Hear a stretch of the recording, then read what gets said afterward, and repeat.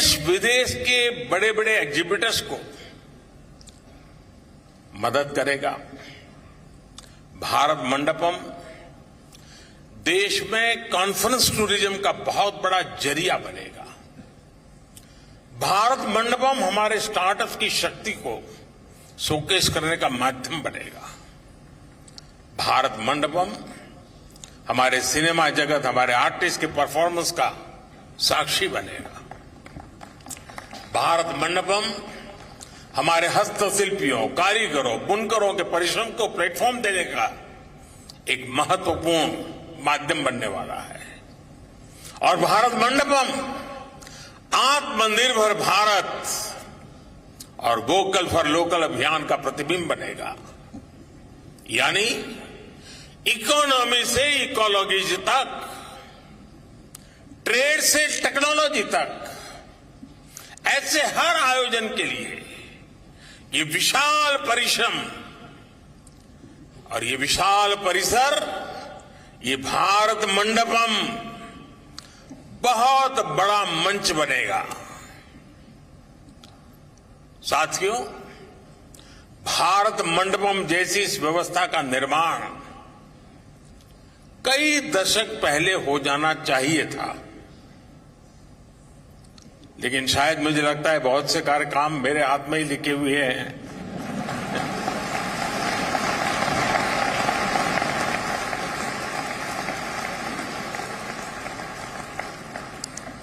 और हम देखें दुनिया में किसी देश में अगर एक है, पूरी दुनिया में उस देश का प्रोफाइल एकदम से बदल जाता है। आज के विश्व में इन चीजों का महात्म्य बहुत बड़ा हो गया है और देश का प्रोफाइल भी बहुत मायने रखता है। और ऐसी ही व्यवस्थाएं हैं जो कुछ न कुछ उसमें वैल्यू एडिशन करती है। लेकिन हमारे देश में कुछ अलग सोच के लोग भी हैं।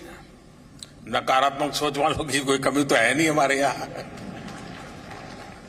इस निर्माण को रोकने के लिए भी नकारात्मक सोच वालों ने क्या क्या कोशिशें नहीं की। खूब तूफान मचाया गया, अदालतों के चक्कर काटे गए।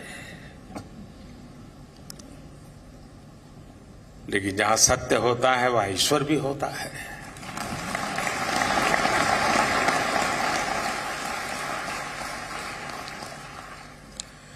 लेकिन अब ये सुंदर परिसर आपकी आंखों के सामने मौजूद है।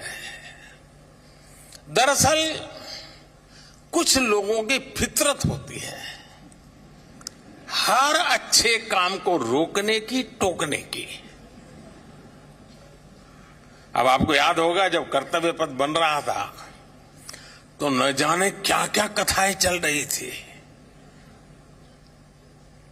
फ्रंट पेज पर ब्रेकिंग न्यूज में क्या कुछ चल रहा था। अदालत में भी न जाने कितने मामले उठाए गए थे। लेकिन जब अब कर्तव्य पथ बन गया, वे लोग भी दबी जुबान में कहने लगे यार अच्छा हुआ है, कुछ देश की शोभा बढ़ाने वाला है। और मुझे विश्वास है कुछ समय बाद भारत मंडपम के लिए भी वो टोली खुल करके बोले या ना बोले, लेकिन भीतर से तो स्वीकार करेगी। और हो सकता है किसी एक समारोह में यहां आकर के लेक्चर देने भी आ जाएंगे।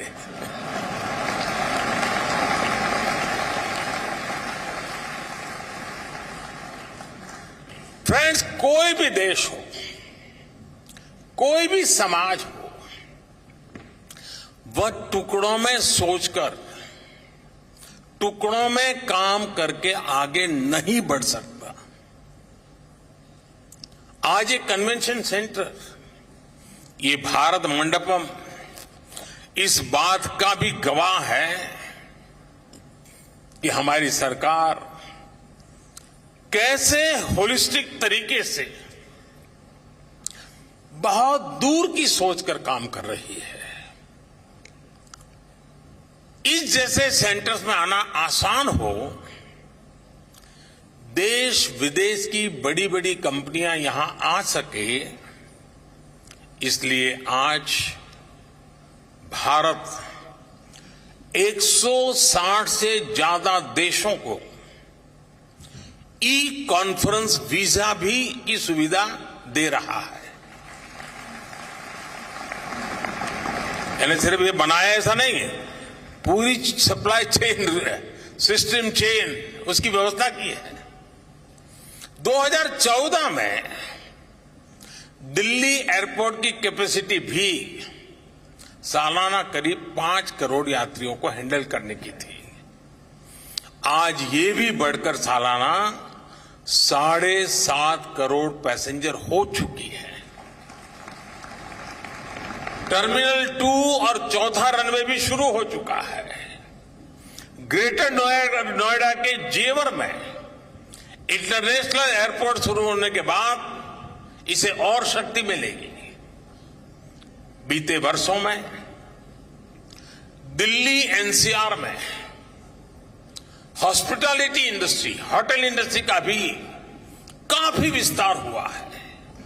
यानी कॉन्फ्रेंस टूरिज्म के लिए एक पूरा इकोसिस्टम बनाने का हमने बिल्कुल प्लान वे में प्रयास किया है।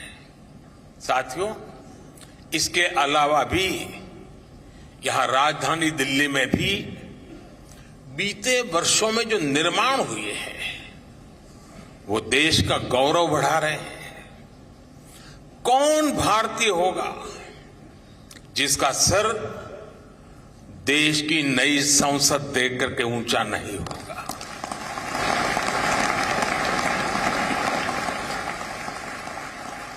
आज दिल्ली में नेशनल वॉर मेमोरियल है, पुलिस मेमोरियल है, बाबा साहब आंबेडकर मेमोरियल है। आज कर्तव्य पथ के आसपास सरकार के आधुनिक ऑफिसेस, दफ्तर, उस पर बहुत तेजी से काम चल रहा है। हमें वर्क कल्चर भी बदलना है, वर्क एनवायरनमेंट भी बदलना है।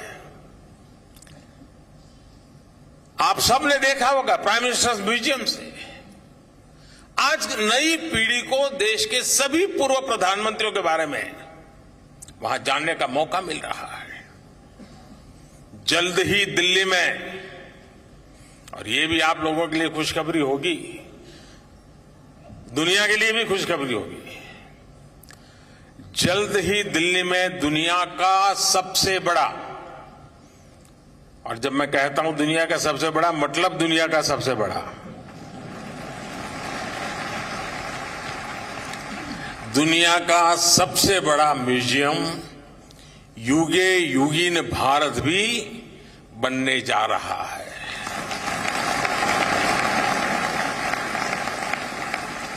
साथियों, आज पूरी दुनिया भारत की ओर देख रही है। भारत आज वो हासिल कर रहा है जो पहले अकल्पनीय था, कोई सोच भी नहीं सकता था। विकसित होने के लिए हमें बड़ा सोचना ही होगा, बड़े लक्ष्य हासिल करने ही होंगे। इसलिए think big, dream big, act big, इस सिद्धांत को अपनाते हुए भारत आज तेजी से आगे बढ़ रहा है। और कहा भी गया है, इतने ऊंचे उठो कि, इतने ऊंचे उठो कि जितना उठा गगन है।